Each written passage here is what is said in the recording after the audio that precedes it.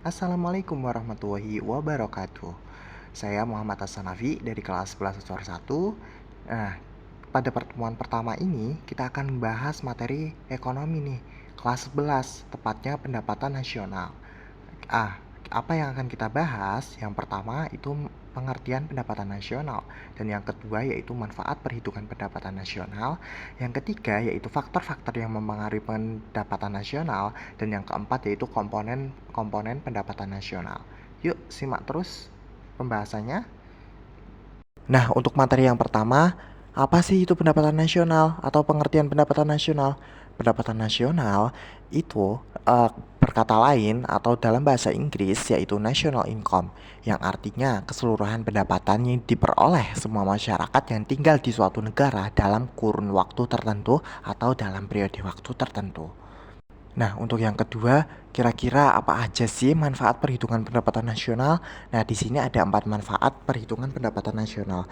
Yang pertama, yaitu mengetahui struktur perekonomian suatu negara. Jadi kita bisa tahu nih perekonomian suatu negara itu gimana. Dan yang kedua, membandingkan perekonomian antar negara. Kita bisa membandingkan negara kita sendiri dengan negara lain. Kira-kira gimana perekonomiannya, apakah maju atau mundur. Yang ketiga, mengetahui perkembangan perekonomian dari tahun ke tahun. Ini bisa kita lihat dari tahun sebelumnya, kita bisa jadikan perbandingan agar kita melihat perkembangan ekonomi dari tahun sebelum-sebelumnya. Dan yang terakhir yaitu pedoman bagi pemerintah untuk mengambil kebijakan yang berkaitan dengan perkembangan ekonomi nasional. Nah, maksudnya dari ini yaitu kalau kita sudah tahu pendapatan nasional kita seberapa, nah itu pemerintah bisa mempertimbangkan kira-kira kebijakan apa yang akan diambil, apakah kebijakan moneter atau kebijakan fiskal. Nah, moneter sama fiskal sendiri itu akan dibahas setelah pendapatan nasional sendiri. Untuk selanjutnya yaitu faktor-faktor yang mempengaruhi pendapatan nasional. Di sini ada 3 faktor yang mempengaruhi pendapatan nasional. Yang pertama yaitu kualitas sumber daya manusia. Ini sangat mempengaruhi pendapatan nasional karena sumber daya manusia itu atau bisa disebut tenaga kerja yang unggul dan memiliki kompetensi sesuai bidang pekerjaannya dapat menerima upah yang lebih tinggi. Dan yang kedua, keadaan sumber daya alam. Semakin banyak sumber daya alam suatu negara dan digunakan untuk berproduksi, maka akan menghasilkan keuntungan yang sangat melimpah. Dan yang ketiga yaitu ketersediaan modal. Suatu negara yang memiliki modal besar untuk mengolah sumber daya dan melakukan produksi dapat dipastikan pendapatan nasionalnya tinggi. Nah, itu semua adalah faktor-faktor yang mempengaruhi pendapatan nasional. Yang pertama itu SDM atau sumber daya manusia yang memunculkan tenaga kerja yang unggul dan memiliki kompetensi yang sesuai dengan bidangnya. Yang kedua yaitu keadaan sumber daya alam. Semakin kaya suatu negara akan sumber daya alam, maka semakin melimpah atau untung untuk menghasilkan atau produksi suatu barang. Nah, untuk yang terakhir ketersediaan modal itu negara yang memiliki modal besar untuk mengolah sumber daya dan melakukan produksi dapat dipastikan akan mendapatkan pendapatan nasionalnya yang tinggi. Nah, berikut adalah komponen-komponen pendapatan nasional. Yang pertama itu ada GDP atau Gross Domestic Product. Nah, atau biasa disebut nih dalam bahasa Indonesia Produk Domestik Bruto atau PDB. PDB itu apa? Jumlah seluruh produk berupa barang dan jasa yang dihasilkan oleh warga di suatu negara, baik negara itu sendiri maupun warga negara asing dalam waktu 1 tahun. Nah, untuk yang kedua yaitu JNP. Apa itu JNP? Gross National Product atau disebut PNB atau Produk Nasional Bruto. Jumlah seluruh produk berupa barang dan jasa yang dihasilkan oleh warga negara dalam waktu 1 tahun. Perhitungan GNP itu melalui Gross Domestic Product dikurangi dengan pendapatan faktor neto dari luar negeri atau enggak rumus lain, pendapatan faktor neto dari luar negeri sama dengan pendapatan WNA di dalam negeri dikurangi pendapatan WNI di luar negeri. Dengan kata lain, JNP atau Gross National Product yaitu GDP Gross Domestic Product dikurangi pendapatan WNA di dalam negeri dan udah dikurangi dengan pendapatan WNI di luar negeri. Yang selanjutnya yaitu Net National Product atau NNP atau nama lainnya produk nasional bersih. Apa itu? Hasil produksi yang dihasilkan oleh suatu negara setelah dikurangi penyusutan modal, atau rumusnya NNP atau Net National Product sama dengan Gross National Product dikurangi dengan penyusutan atau depresiasi. Nah, untuk komponen pendapatan nasional selanjutnya yaitu atau yang keempat, NNI, Net National Income atau pendapatan nasional bersih. Apa itu pendapatan nasional bersih? Pendapatan nasional bersih adalah NNP atau net national product setelah dikurangi dengan pajak tidak langsung. Maka NNI dirumuskan sebagai NNP dikurangi pajak tak langsung. Selanjutnya PI, personal income atau pendapatan perorangan. Nah, cara mencari pendapatan perorangan adalah pendapatan yang secara formal diterima oleh masyarakat atau secara pribadi ya. PI itu rumusnya NNI, net national income, dikurangi dana sosial, ditambah pajak, ditambah laba ditahan, dan ditambah iuran asuransi, serta ditambah transfer payment. Selanjutnya, yang terakhir komponen ke-6, disposable income atau DI. Pendapatan yang siap dibelanjakan adalah pendapatan yang benar-benar diterima oleh masyarakat dan siap untuk dibelanjakan atau pendapatan bersih. DI sama dengan PI atau personal income dikurangi pajak secara langsung. Nah, maka kita dapat menyimpulkan komponen pendapatan nasional itu ada 6 komponen ya. Mulai dari awal sampai akhir itu ada 6 komponen. Nah, ini bakalan berguna untuk perhitungan-perhitungan selanjutnya. Nah, berikut ada contoh soal. Perhatikan data berikut. Di sini ada GDP 1.600, ada penyusutan 120, pajak langsung 240, pajak tidak langsung 90, pendapatan masyarakat Indonesia di luar negeri 80, pendapatan warga negara asing di Indonesia 140. Ini berdasarkan dalam triliun rupiah ya.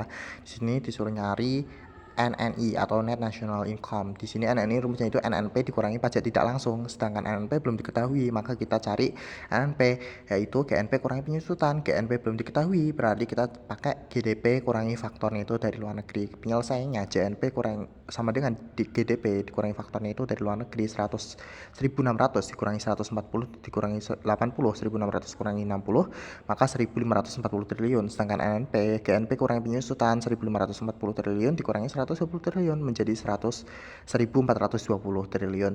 Dan yang terakhir NNI yaitu NNP dikurangi pajak tak langsung 1.420 dikurangi 90, maka 1.330 triliun.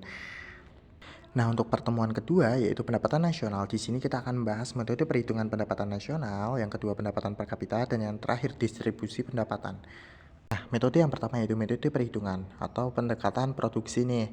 Perhitungan pendapatan nasional dengan metode produksi adalah dengan cara menjumlahkan nilai tambah semua barang dan jasa-jasa yang diproduksi. Yang rumusnya Y sama dengan P1 kali Q1 tambah P2 kali Q2 dan seterusnya. Keterangan Y sebagai pendapatan nasional, P sebagai harga, dan Q sebagai kuantitas. Nah, metode pendekatan produksi sendiri dapat digunakan untuk menghindari perhitungan ganda double counting di dalam penghitung pendapatan nasional. Nah, di sini ada contoh soal pendekatan produksi ya. Nah, itu nilai tambah itu sama aja dengan hasilnya atau pendapatan nasional, oke? Metode yang kedua yaitu pendekatan pendapatan atau income approach. Dari sisi pendekatan pendapatan nasional dihitung dengan menjumlahkan pendapatan yang diterima oleh faktor-faktor produksi yang terdiri dari sewa, upah, dan gaji, bunga, dan laba. Yang rumusnya Y sama dengan RWIP ya. Y pendapatan nasional, R rent atau sewa, W wax upah, I interest bunga atau modal, P profit laba. Selanjutnya yaitu pendekatan pengeluaran atau expenditure approach. Di sini dari sisi pengeluaran, pendapatan nasional dihitung dengan menjumlahkan pengeluaran atau expenditure dari masing-masing sektor dalam perekonomian yang terdiri Y sama dengan C plus I plus G plus X min N. Y sebagai pendapatan nasional, C consumption atau konsumsi, I investment atau investasi, G government atau pengeluaran pemerintah, X ekspor, dan M sebagai impor. Berikut contoh soal metode perhitungan pendekatan pendapatan. Berikut contoh soal pendekatan pengeluaran. Nah, selanjutnya itu pendapatan per kapita. Apa sih itu pendapatan per kapita? Pendapatan per kapita adalah tingkat rata-rata pendapatan penduduk suatu negara pada periode tertentu. Bedanya apa sih pendapatan nasional dengan pendapatan per kapita? Pendapatan nasional yaitu jumlah seluruh pendapatan masyarakat, sedangkan pendapatan per kapita yaitu rata-rata pendapatan masyarakat. Nah, di sini pendapatan per kapita juga sering digunakan untuk membedakan tingkat kemajuan ekonomi antar negara. Semakin tinggi angka pendapatan per kapita, kemakmuran rakyat dianggap makin tinggi.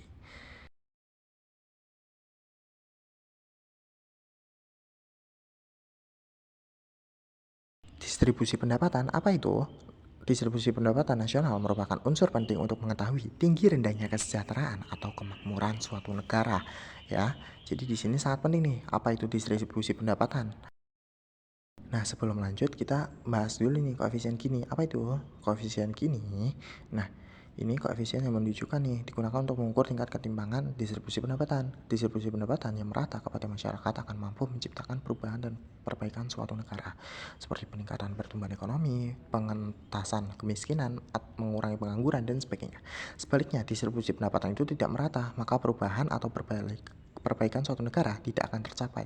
Hal seperti inilah yang akan menunjukkan adanya ketimpangan distribusi pendapatan. Nilai koefisien gini apabila kurang dari 0,4 atau 40%, maka itu dianggap ketimpangan rendah. Sedangkan kalau 0,4 sampai 0,5 atau 40 sampai 50%, maka ketimpangan sedang. Dan apabila lebih dari 0,5% atau 50%, itu dianggap ketimpangan tinggi. Oke? Jadi koefisien gini itu apa? Koefisien yang digunakan untuk mengukur tingkat ketimpangan distribusi pendapatan. Selanjutnya itu kurva Lorenz. Apa itu kurva Lorenz? Kurva ini memperhatikan perhubungan kuantitatif antara presentasi jumlah penduduk dan presentasi pendapatan yang diperoleh selama kurun waktu tertentu. Semakin jauh garis kurva Lorenz dari garis diagonal, maka distribusi semakin tidak merata. Semakin dekat garis kurva Lorenz dengan garis diagonal, maka distribusi semakin merata. Distribusi pendapatan semakin merata jika nilai koefisien gini mendekati 0. Sebaliknya, suatu distribusi pendapatan dikatakan semakin tidak merata jika nilai koefisien gini makin mendekati 1. Berikut contoh soal dari kurva Lorenz.